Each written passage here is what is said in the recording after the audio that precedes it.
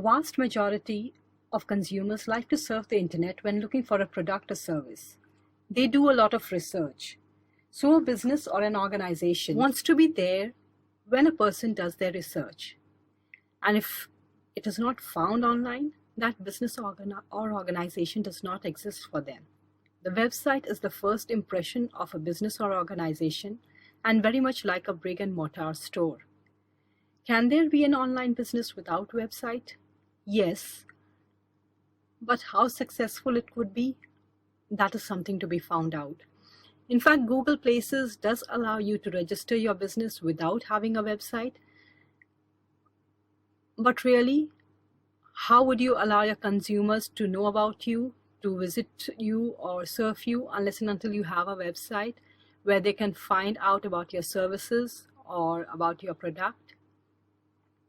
So it is always ideal to have a website, and the website is the primary component of digital marketing.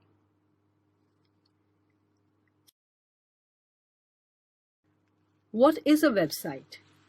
The dictionary defines website as a location accessible via the internet. This is a very simplistic definition of a website, but very primary.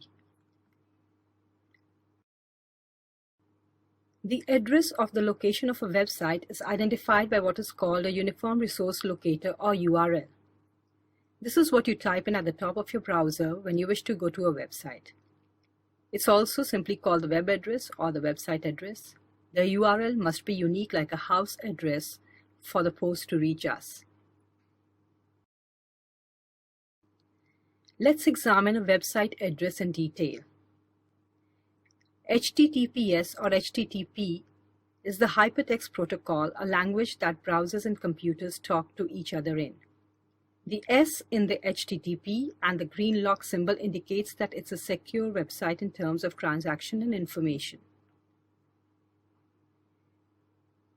The www is a legacy from the old days of the internet. Even if you don't type it in, browsers will automatically add it. GMRtranscription.com is a domain name and can be said to be the actual location. The actual location on the internet is in digits called the IP address that are difficult to remember, and hence they are converted into a domain name. The domain name must be unique, purchased, and registered. It must not already be in use. It is also called the TLD or the top-level domain. Next, we come to the file name. Transcriptionservices.aspx is the actual person or the file name that you want to reach. Sometimes a file name will show an extension, sometimes it does not. We'll take a slight diversion here and explain the types of extension. When the World Wide Web was launched in 1989, these top-level domains .gov, .edu, .com, .org were used to help categorize the few hundred websites at a time. Historically, .com website addresses were for publishers out to make some kind of profit through the internet services. .gov was for the government-owned websites, and .edu for universities. The .org indicated non-profits and other organizations. But then there became a dearth of the extensions and the websites, and then we had two-letter based on the country, .co.uk for the United Kingdom, .jp for Japan, and .in for India.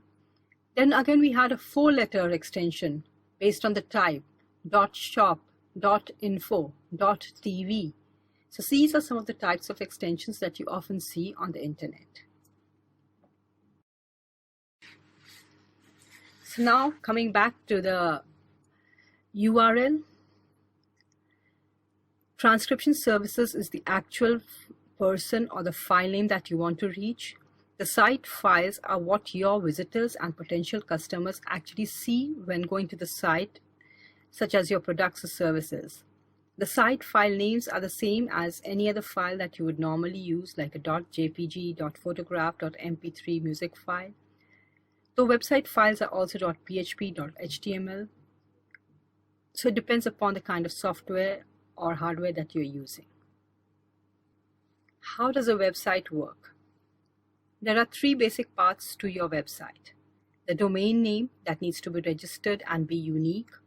a place where your website is hosted, called a web server, and the site files.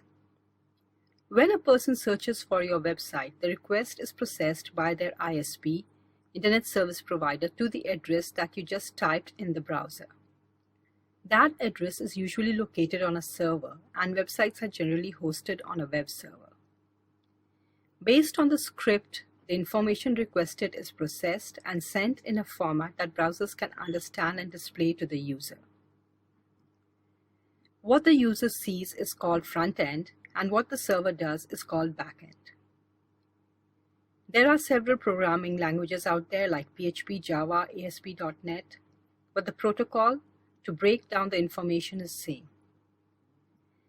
But there should be one condition that has to be fulfilled, and that is that the scripting language of the website and the server should be similar. So a server that speaks the language of PHP should have a website that is in PHP. Next we come to scripts. Scripts are responsible for loading content from a database and displaying it through templates. The effect is seen by the end users, so it's called the front end. On the other hand, the administrative panel is the back end and can only be accessed by website administrators.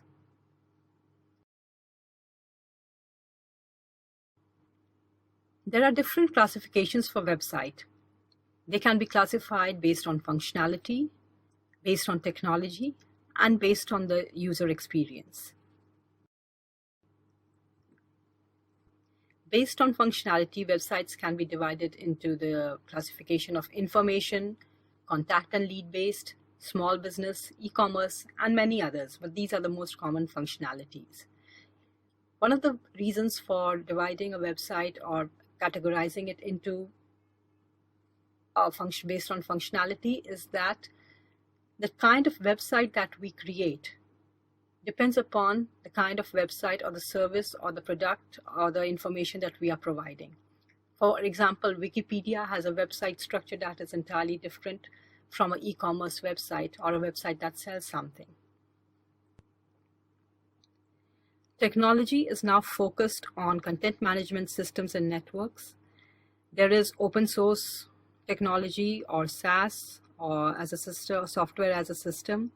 The scripting language is now no longer an issue with different servers, and website programmers are available in all sorts of scripting languages.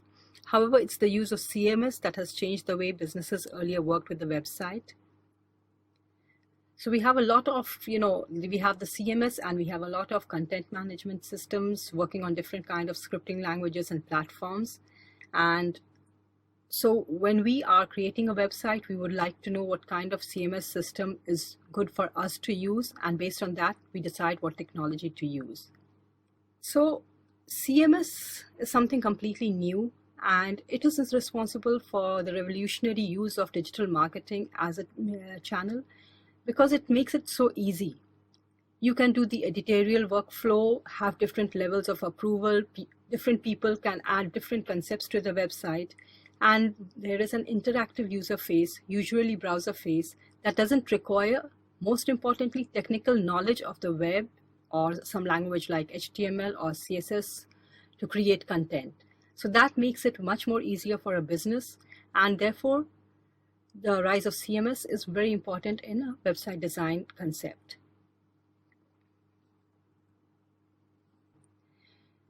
Based on user experience, the concept of categorizing a website is quite something new. But the user experience has come because we are using different kinds of technologies to access the same kind of information. For example, I might browse my website from a mobile phone or from a tablet or even from my laptop. Giving a uniform experience over the platforms is kind of doesn't make a lot of sense from a user point of view, because on a mobile I cannot access the broad screen of the laptop, and therefore I would like the information I require to be more concise. So we have websites coming up, becoming responsive, adaptive, where they adapt to the kind of the screen or the browser or the technology used by the visitor. User experience depends upon the visual impact, the performance, like how fast the website is loading or how fast is it giving out information, the kind of content that we see, and how accessible it is. The common features for all websites are the technicality behind it, or the language, or the user experience, and above all, the content. This is what we see when we open a website. These are the first impressions that we see. How fast is the site loading? Is the site deliver what I expected it to do? And what kind of content is there on the website? Website design is a part of marketing. You just have 3 seconds minimum to convey to your visitors what to offer. And thus the website should always convey the following immediately: the product or service that you offer, why the consumer should use your product and services, and how you differentiate yourself from the competitors. So you have to ensure website effectiveness by breaking up pages into well-defined sections, making clickable links obvious, and such other tricks. You can ensure website effectiveness by researching your demographics and psychographics, and integrating the results in the design, having a website address that is easy to remember and communicates what you do, have a company name or tagline that conveys your business, make sure it's a part of your design, creating clear visual hierarchy that amplifies key messages on the web page.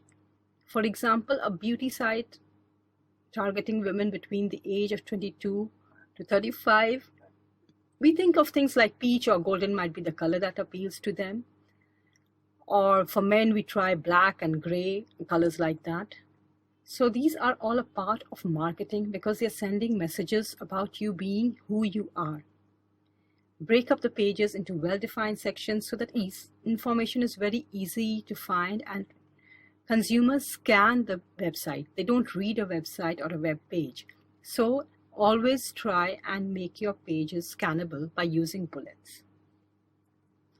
Make sure that the pages are not cluttered. Keep your message short and exclude unnecessary verbiage. People are not there to read anything. They are searching for information or trying to check out a product or compare your product with other products. Make sure every page has a title and a description that clearly explains what the page is about. This is a part of it being scannable. And make clickable links obvious. So this is an example of a website. Nike and Reebok, both of them are in the same segment, but see how the difference of the websites and how they convey the difference of the website to the users.